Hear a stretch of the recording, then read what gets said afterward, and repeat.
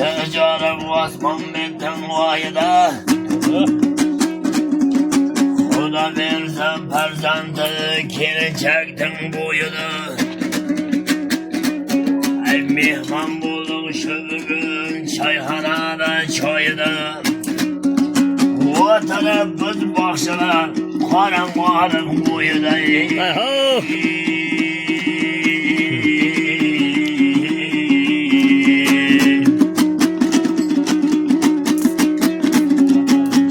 Çorvalarla koyuna giyen kışlıkta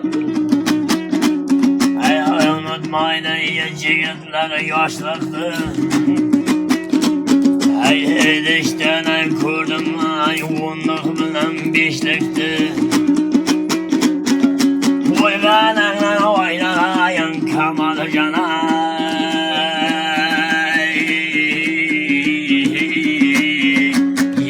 Şırdan barımız yedik şaşlıktı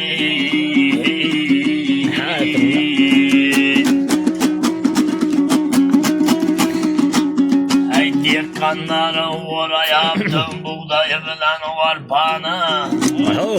Kız balalar kelim bozar tegeri sarpanı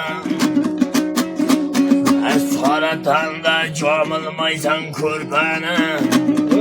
Bizler şaşlık yedik ey Hakim ercanı içip gördüm karan koynak şorbanı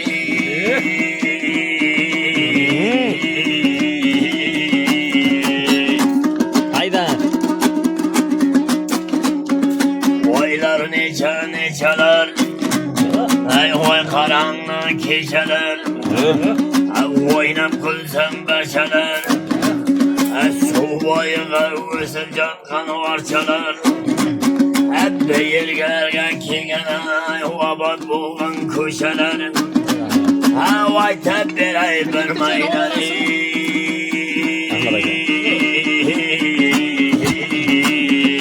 Böceylerge cıyılgan boyu beşeleri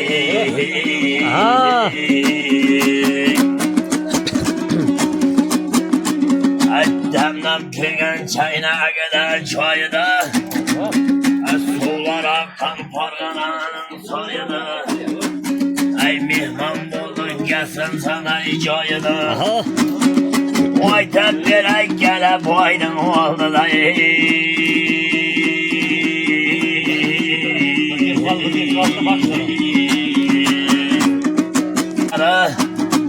Ey huabat eken güzel eken joyları Ey nurgat olsan her şey ettin öyleri